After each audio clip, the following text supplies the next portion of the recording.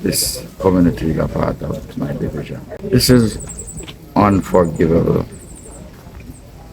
This is unwarranted. This is the unspeakable. When you murder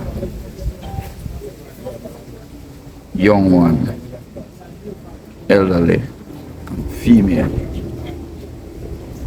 Jamaica has gotten to a new low. Jamaica has gotten to a new low.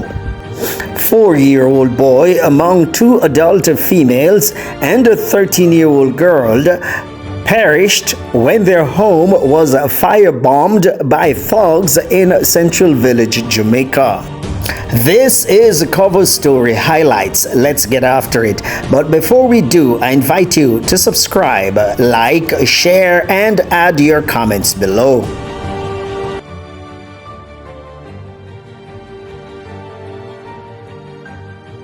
A gruesome firebombing attack in Central Village, Jamaica, resulted in the deaths of a family of 4, including a 4-year-old boy and his 13-year-old aunt, along with 2 adult females, the boy's mother and grandmother.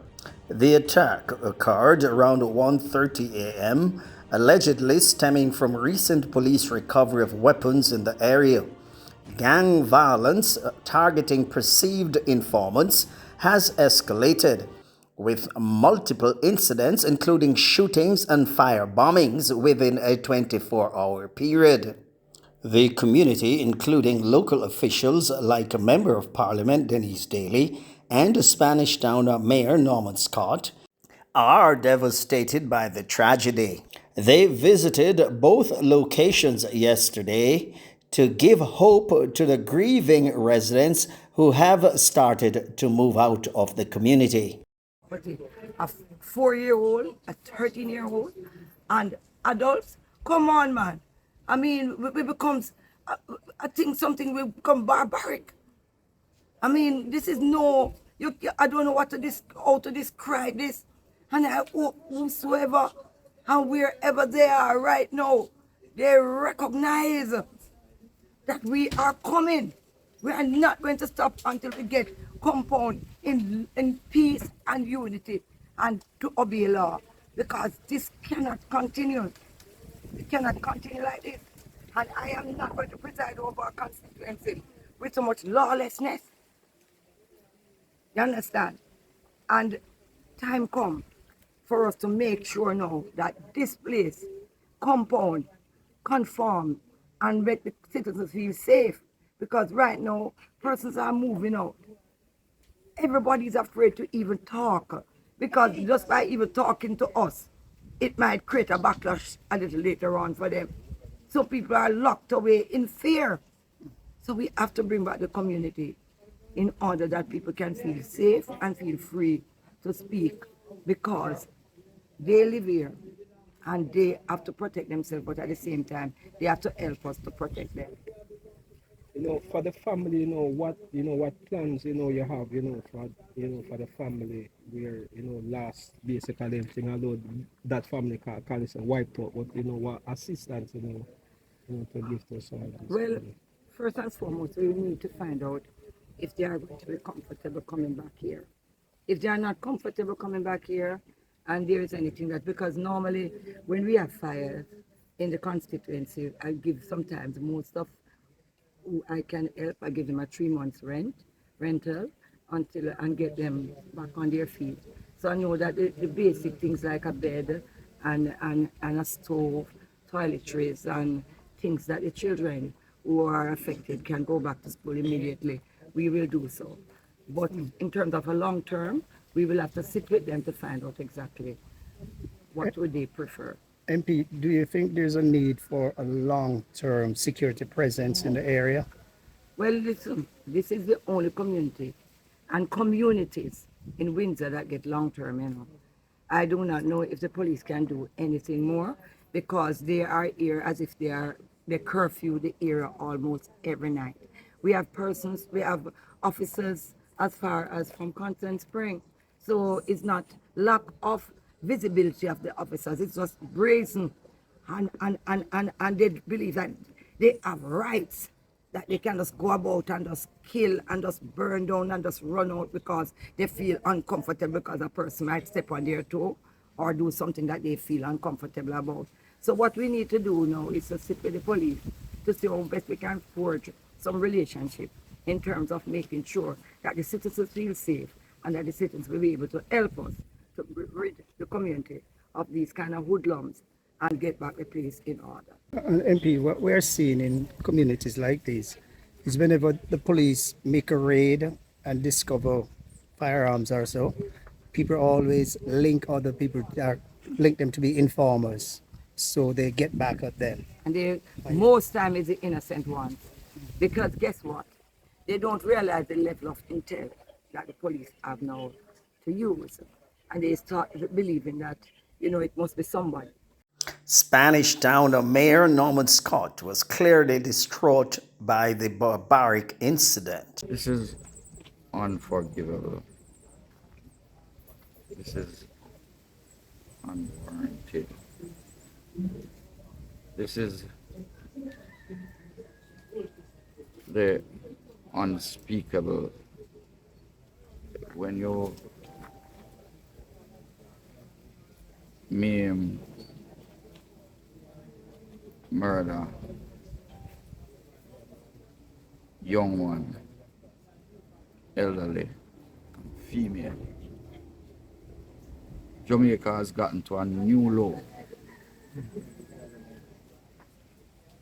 In all my 26 years of representation for this community, I've never seen something like this.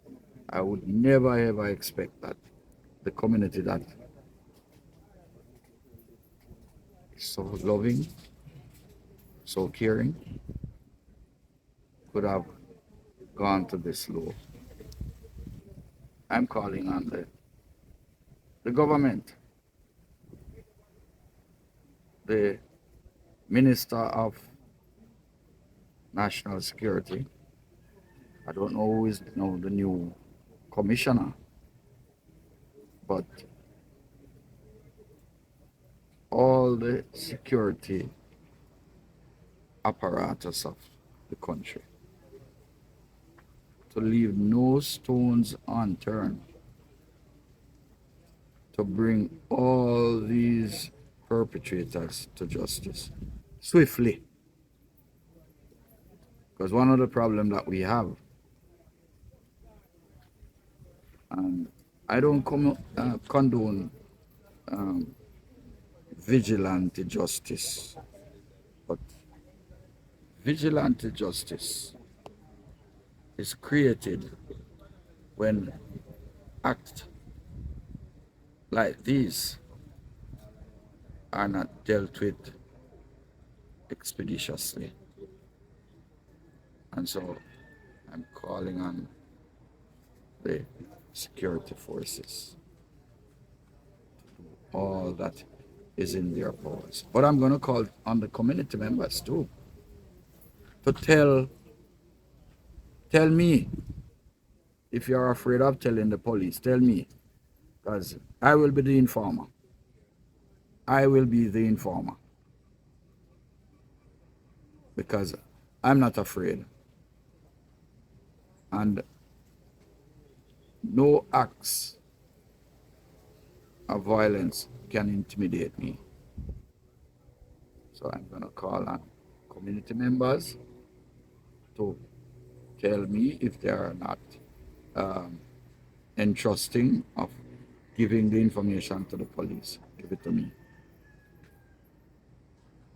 Okay, sir. Did you know the family, Mayor? I know everybody around here.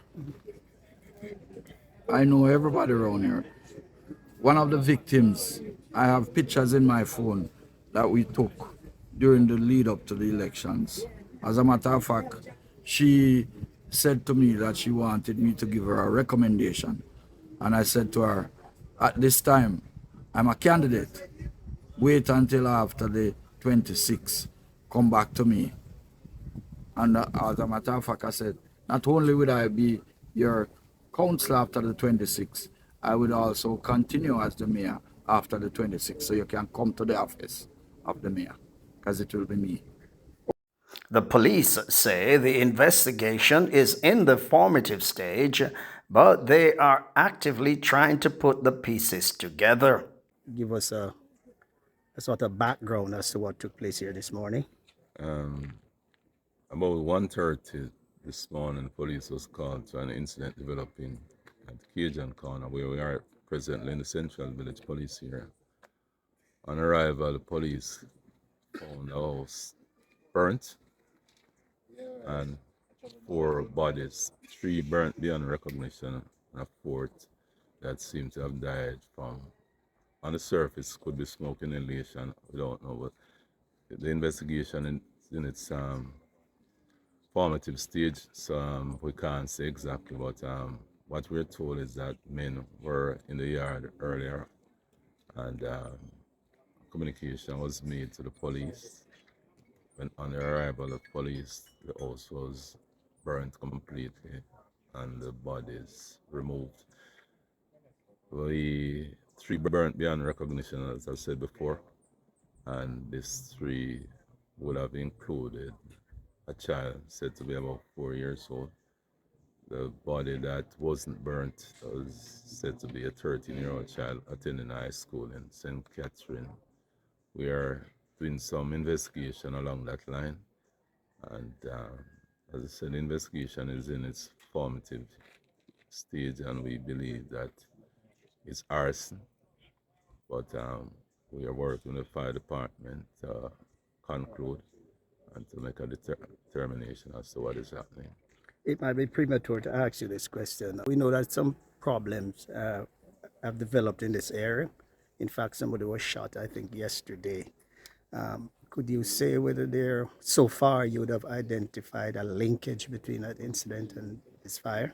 Well, there was an incident at First Avenue that's next door to this area that we're standing, and 1 person was shot and killed, 1 shot and wounded, and a house torched. As I said, the investigation is in its early stages, and we're looking at to that theory that there's a possibility that both could be connected, but it's early stage yet. But there's the possibility based on what we're getting on the ground. Yes. And we also know that the police have been successful in recovering some firearms from this very community just a couple of days ago. So clearly the police have been active in the area. Can you tell us whether this kind of activity by the police will continue? Well, certainly, the police did recover some firearms last week, and they have recovered firearms before in this community. It's one of those volatile communities that we have had recovery of firearms. We have had contacts between police and criminals and criminals. So it's a really volatile community. But we have responded relative to what has been happening. We have a large contingent of police in the area. We are promised some support by JDF. We intend to put in this operation. We'll continue to be here as long as it takes to bring this area under some level of control. The divisional commander for the St. Catherine Division of the Jamaica Fire Brigade, Dennis Lyon, also gave his insight as to what transpired on the scene. At 1:44 a.m., a call of building and fire was received at the Spanish Town Fire Station. A unit was dispatched, and on its arrival here at 1:54 a.m., the dwelling house was seen on fire. They requested help, and another unit was dispatched from the Waterford Fire Station. And during the firefighting operation, they observed that 3 bodies were laying on the veranda. And they were able to bring the fire under control, implement cooling down operation, and on entering the building, a fourth body was found in the bathtub in the bathroom. Apparently, that person was trying to use the bathroom water to maybe ease the heat of her, but she died in the bathroom. The brigade was able to carry out cooling down operation, and we are now in the process of, our fire investigators were invited, and they are on the way to determine what had caused the fire. I should tell you that on Monday morning around 10 a.m., we also received a call for another house in the area. And on the brigade's arrival, a body was found behind the house. That person was not burned, but seemed to have been either chopped or shot and killed, but the house was destroyed. So it's like a sequence, Monday morning, Tuesday morning. And that was Cover Story Highlights. Tune in again next time for another edition of Cover Story Highlights. In the meantime, please subscribe, like, share, and comment on the content.